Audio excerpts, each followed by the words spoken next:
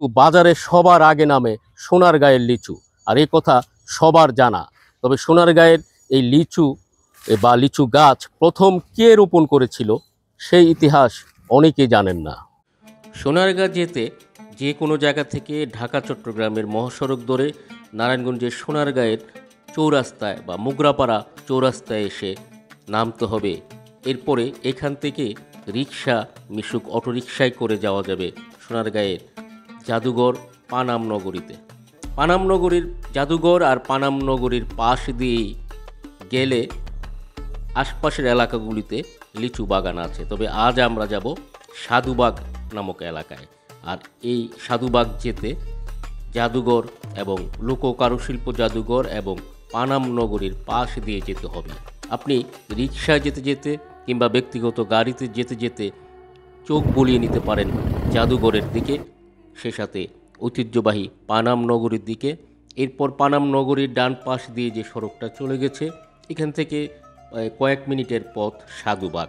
আর এখানে গিয়ে আমরা থামবো, জানাবো এই সোনারগাঁয়ের লিচুর গোড়াপত্তন কবে, কখন, কিভাবে হয়েছিল।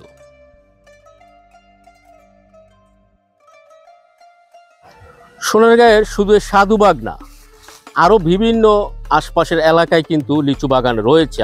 আমরা যদি সোনারগাঁয়ের জাদুঘরের পাশ দিয়ে ঢুকতে শুরু করি, তখন থেকে এই লিচুর মৌ গন্ধ শুরু হয়। আর পানাম নগরের আশপাশে বা বিভিন্ন এলাকায় লিচু বাগান রয়েছে। আমরা ঢুকছি সাধুবাগের একটি বাগানে। এখানে আজও লিচু গাছ থেকে নামানো হচ্ছে এবং এটি আপনাদের দেখাবো। এখানে বসে লিচুর আটি বাঁধা হচ্ছে। আর এই লিচুর আটিগুলো কিন্তু নারায়ণগঞ্জ শহর, ঢাকা শহর বা বিভিন্ন বাজারে গিয়ে উঠবে, এমনকি সোনারগাঁ চৌরাস্তা বাজারে, মোগরাপাড়া চৌরাস্তা বাজারেও পাওয়া যাবে। বিভিন্ন লিচু প্রেমী যারা আছেন, লিচু খেতে ভালোবাসেন, তারাও কিন্তু আসেন এখান থেকে, বাগান থেকে সরাসরি লিচু কিনে নিতে। এভাবেই কিন্তু সোনারগাঁয়ের লিচু চলে যায় বাংলাদেশের ঘরে ঘরে। মানে মাঝে মাঝে এই যে ফ্যামিলি নিয়ে আসে, তারপর আপনার এইখানে আপনার এই ইয়ের মতো বৈশা লিচু খায়, তারপর এই বাচ্চাদের নিয়ে বাগানে ঘুরে গেলে আমরা ভালো ব্যবহার করি। বেশ একটা কথা কি, আমরা অনেক আনন্দ পাই। ঠিক আছে, মনে হয় 2-4-5 বছরে আলহামদুলিল্লাহ এরকম ব্যবসা হয় না, এরকম ফলনের দাম পাইনি। এই যে লিচু করে খাইয়ে দেখেন। ঠিক আছে, আপনারা লিচু বাজারে কিনে যে কেউ খেতে পারে, তবে লিচু বাগানে এসে লিচু খাওয়ার স্বাদ কিন্তু একেবারে আলাদা। আমি এই বাগানের লিচু একটু আগে বাগানের যারা আছেন তারা দিয়েছেন, আমি এটা খেয়ে দেখছি যে কেমন লাগে। সে স্বাদের যে স্বাদ, সেটা আপনারা ক্যামেরার সামনে হয়তো বুঝতে পারবেন। ও একেবারে টসটসে আর রসে ভরপুর। যে কথা বলেছিলাম যে স্বাদের স্বাদ আপনারাও মনিটরে দেখেই বুঝতে পারবেন আমার অবস্থা দেখে। অসাধারণ অসাধারণ। সাধুরবাগের লিচু সবচেয়ে নামদামি লিচু। এই সাধুরবাগ নাম হইলো কেন? এইটা সাধুরবাগের 150 বছর আগের লিচু আছেন। এইটা ব্রিটিশ আমলের গাছ। এই গাছের সারা সোনারগাঁয়ের ফলন চারা উৎপাদন করছে। সোনারগাঁয়ে হচ্ছে আপনার কদমি লেচু, পেতি লেচু, চায়না 3, চায়না 2, বেদানা, বিভিন্ন আইটেমের লিচু।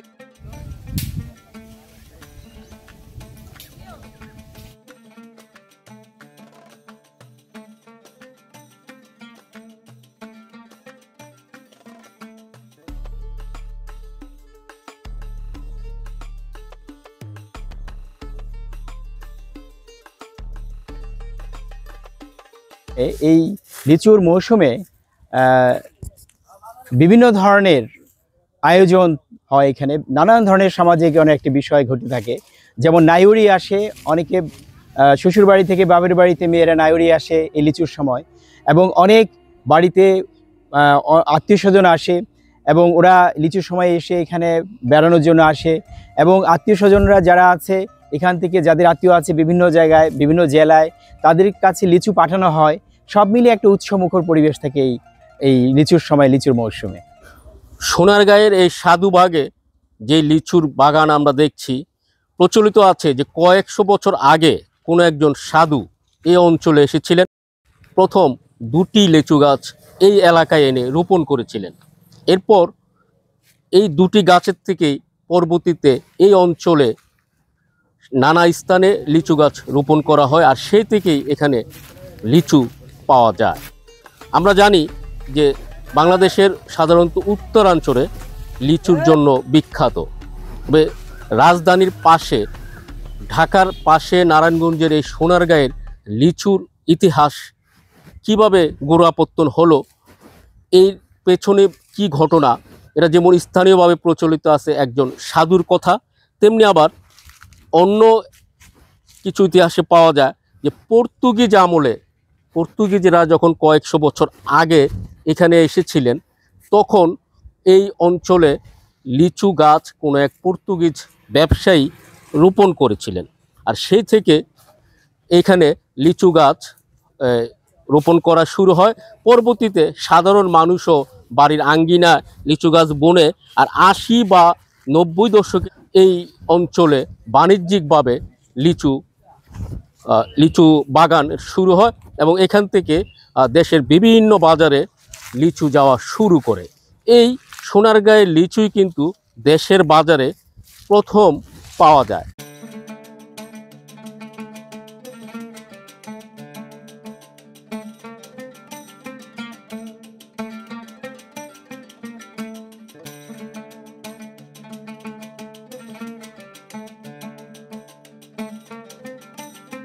দর্শক, সোনারগাঁয়ের লিচু বাজারে আগে নামে এই কথা সবার জানা ছিল, তবে লিচু গাছ এখানে এই অঞ্চলে কে প্রথম রোপণ করলেন আজ জানালাম তা।